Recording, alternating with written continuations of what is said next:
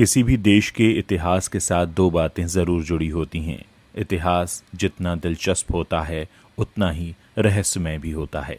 इस धरती पर बहुत से लोग आए और चले गए, पर इतिहास में कुछ लोगों ने ही अपनी जगह बनाई, जो इतिहास के पन्नों का हिस्सा बन गए। उनकी ज़िंदगी भी पहेलियों से भरी रही है।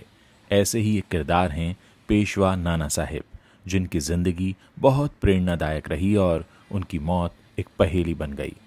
पेशवा नाना साहब के पिता का नाम भी इंटरनेट पर अलग अलग ही मिलता है। कहीं माधव राव को उनका पिता बताया गया है, तो कहीं नारायण भट्ट को। 19 मई 1824 को बिठूर में धुंधु पंत, जिन्हें हम नाना साहब के नाम से जानते हैं, उनका जन्म हुआ। और जब वो 3 साल के थे, यानी 1827 में, पेशवा बाजीराव द्वितीय ने उन्हें गोद ले लिया। नाना साहब को बालाजी बाजीराव भी कहा जाता है। वीर शिवाजी के बाद नाना साहब मराठाओं के सबसे प्रभावशाली शासकों में से एक थे। 1749 में छत्रपति शाहू जी ने पेशवाओं को मराठों का शासक बना दिया था। शाहू जी का अपना कोई पुत्र नहीं था, इसीलिए उन्होंने पेशवाओं को शासक बना दिया। सभी मराठा मंत्रियों को उस वक्त पेशवा कहा जाता था। 1851 में बाजीराव द्वितीय की मृत्यु के बाद डॉक्ट्राइन ऑफ लैप्स ट्रीटी के कारण नाना साहब को मराठा सिंहासन नहीं मिला। अंग्रेजों ने नाना साहब को 8 लाख पाउंड सालाना पेंशन के रूप में देना निश्चित किया था, पर नाना साहब ने पेशवा की उपाधि ग्रहण कर ली और अंग्रेज सरकार ने उनकी पेंशन रोक दी। दीवान अजीमुल्ला खान की सहायता से नाना साहब ने इंग्लैंड की रानी विक्टोरिया को आवेदन पत्र भेजा। अजीमुल्ला ने बहुत से प्रयत्न किए, लेकिन कामयाब नहीं हुए। नाना साहब को अंग्रेज़ों के इस रवैये से बहुत दुख पहुंचा था। वैसे यहाँ तक तो फिर भी सब कुछ ठीक था, पर जैसा कि इतिहास के हर बिंदु के साथ होता आया है, नाना साहब के इसके बाद का जीवन काफ़ी रहस्यमयी है। कुछ इतिहासकारों का मानना है कि नाना साहब ने मजबूरी में स्वतंत्रता संग्राम में भाग लिया। हालांकि बचपन से हमें यही पढ़ाया गया है कि नाना साहब आज़ादी की पहली लड़ाई के शिल्पकार थे। हकीकत पर मोहर लगाने की न तो हमारी नैतिक जिम्मेदारी है और न ही उतनी काबिलियत, इसीलिए जो पढ़ते आए हैं उसी पर अडिग रहते हैं। नाना साहब चुप बैठने वालों में से नहीं थे। अंग्रेज़ों से अनबन के बाद नाना साहब ने तीर्थ यात्रा प्रारंभ की। इतिहासकार मानते हैं कि ये एक तरीका था देश के अलग अलग क्षेत्रों के राजाओं को एकजुट करने का। 18 अप्रैल 1857 को नाना अपने खासम खासों के साथ लखनऊ पहुंचे।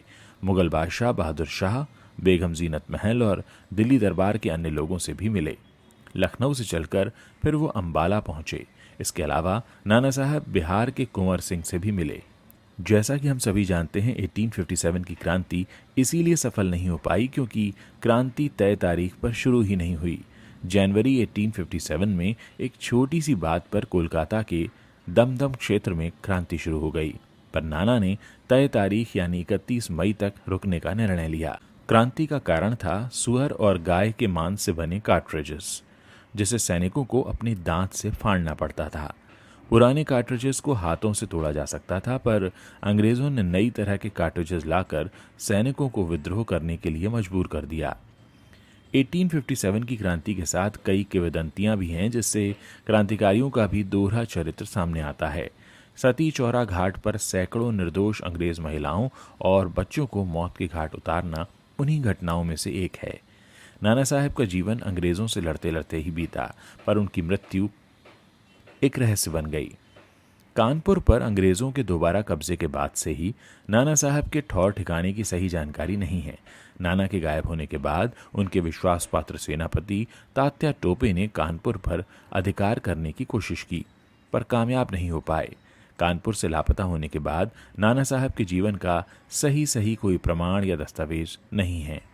कुछ दस्तावेजों के अनुसार सितंबर 1857 में नाना मलेरिया के बुखार से ग्रसित हो गए, पर यह तथ्य भ्रामक है क्योंकि रानी लक्ष्मीबाई, तात्या टोपे और राव साहेब ने 1858 में ग्वालियर में नाना को अपना पेशवा स्वीकार कर लिया था।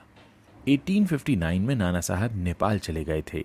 1860 में अंग्रेजों को नाना और उनकी पत्नियों के नेपाल में होने की जानकारी मिल गई।